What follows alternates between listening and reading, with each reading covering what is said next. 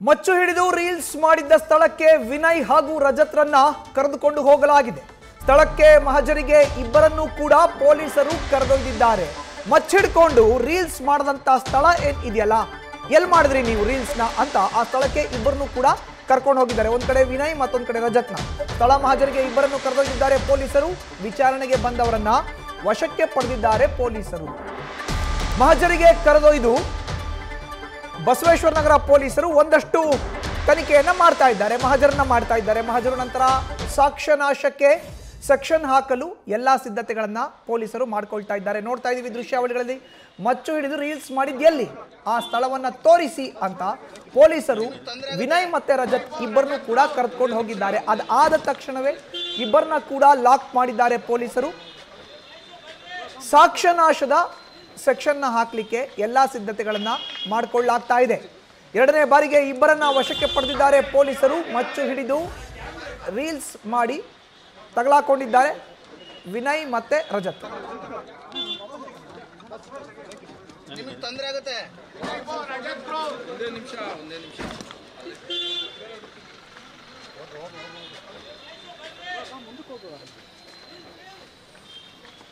ಇನ್ನು ಒಂದು ದೃಶ್ಯಾವಳಿಗಳಲ್ಲಿ ನೋಡ್ತಾ ಇದೀವಿ.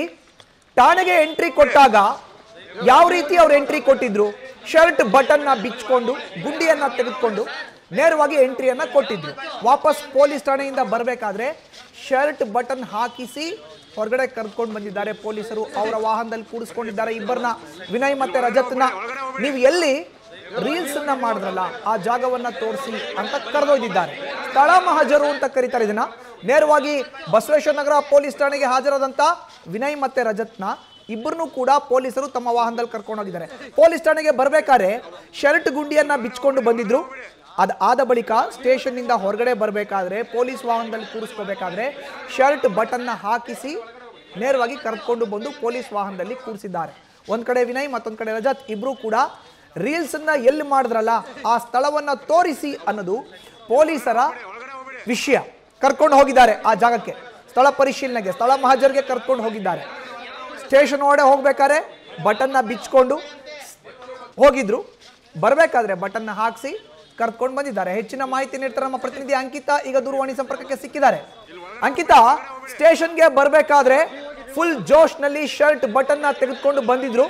ಈಗ ಶರ್ಟ್ ಬಟನ್ನ ಹಾಕಿಸಿ ಸ್ಥಳ ಮಹಜರ್ಗೆ ಇಬ್ಬರನ್ನು ಕೂಡ ಪೊಲೀಸರು ಕರ್ಕೊಂಡು ಹೋಗಿದ್ದಾರೆ. ಅಂಕಿತಾ, ಹೌದು ಮಧುಸೂದನ್, ಲಾಂಗ್ ಹಿಡಿದು ರೀಲ್ಸ್ ಮಾಡಿದ ಪ್ರಕರಣಕ್ಕೆ ಸಂಬಂಧಪಟ್ಟಂತೆ ಈಗಾಗಲೇ ರಜತ್ ಮತ್ತೆ ವಿನಯ್ ಅನ್ನ ವಶಕ್ಕೆ ಪಡೆಯುವಂತಹ ಕೆಲಸವನ್ನ ಪೊಲೀಸರು ಮಾಡಿದ್ದಾರೆ. ಜೊತೆಗೆ ಈಗ ಅವರಿಬ್ಬರನ್ನ ಕೂಡ ಸ್ಥಳ ಮಹಜರುಗಾಗಿ ಕರೆದುಕೊಂಡು ಹೋಗ್ತಾ ಇದ್ದಾರೆ.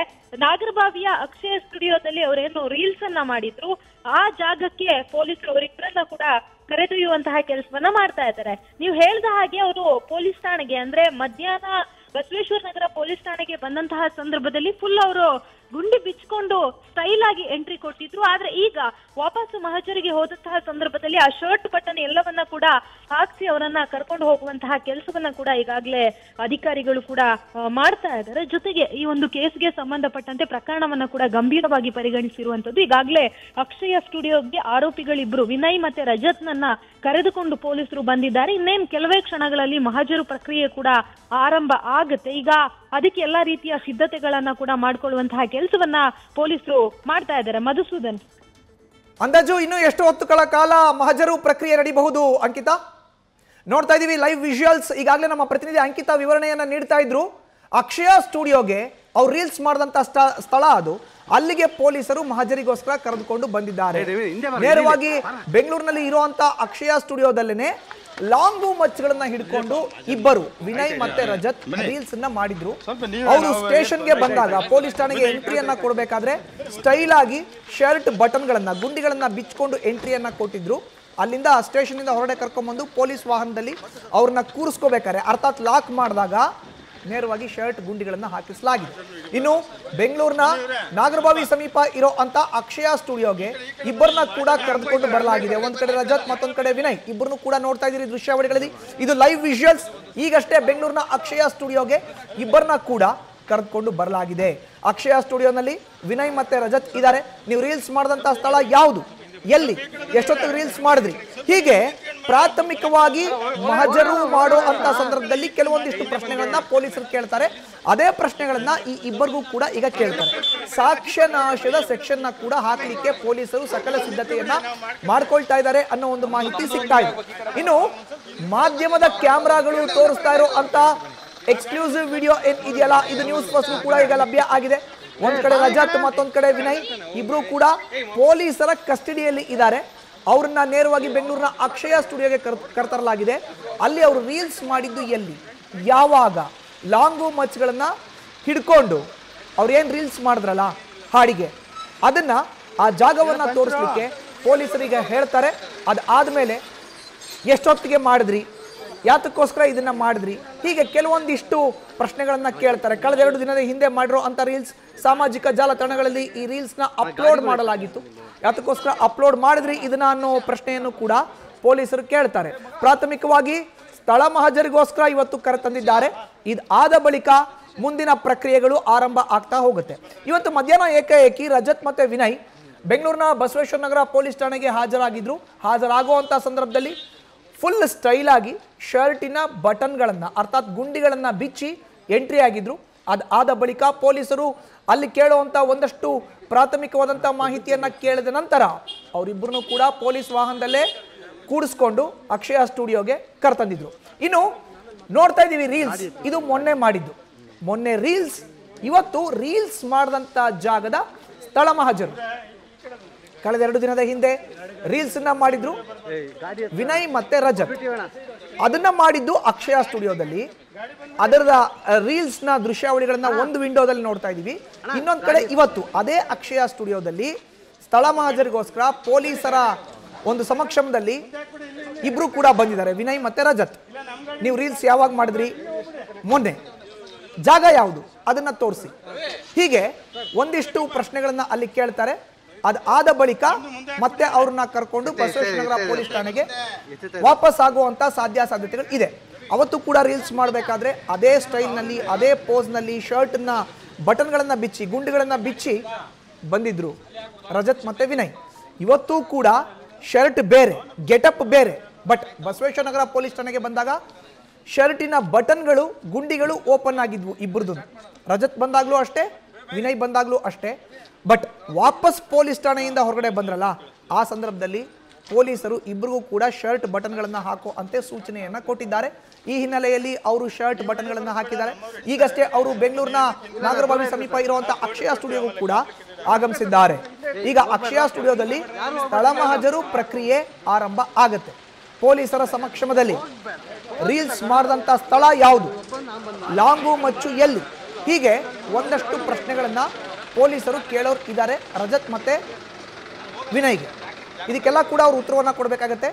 ಅದಾದ ಬಳಿಕ ಯಾವೆಲ್ಲ ಸೆಕ್ಷನ್ಗಳನ್ನ FIR ಅಲ್ಲಿ ನಮೂದು ಮಾಡಬೇಕು, ದಾಖಲಿಸಬೇಕು ಅನ್ನೋ ಒಂದು ನಿರ್ಧಾರವನ್ನ ಪೊಲೀಸರು ಮಾಡ್ತಾರೆ. ನೋಡ್ತಾ ಇದೀವಿ ರೀಲ್ಸ್ ಮೊನ್ನೆ ಮಾಡಿದ್ದು ಕರಿಯಾ ಚಿತ್ರದ ಹಾಡಿಗೆ ಅವರು ಆ ರೀಲ್ಸ್ ಅನ್ನ ಮಾಡಿ ಅದನ್ನ ಅಪ್ಲೋಡ್ ಮಾಡಿದ್ರು. ಬಟನ್ನ ಬಿಚ್ಚಿ ರೀಲ್ಸ್ ಮಾಡಿದ್ರು. ಈಗ ಬಟನ್ ಹಾಕಿಸಿ ಸ್ಥಳ ಮಹಜರಿಗೆ ಪೊಲೀಸರು ಕರೆತಂದಿದ್ದಾರೆ ಇಬ್ರು ಕೂಡ ಬಿಗ್ ಬಾಸ್ ಸ್ಪರ್ಧಿಗಳು. ಅಕ್ಷಯ ಸ್ಟುಡಿಯೋಗೆ ಇಬ್ಬರನ್ನು ಕೂಡ ಪೊಲೀಸರು ಈಗ ಕರೆತಂದಿದ್ದಾರೆ. ಸ್ಥಳ ಮಹಜರ್ ಆಗ್ತಾ ಇದೆ.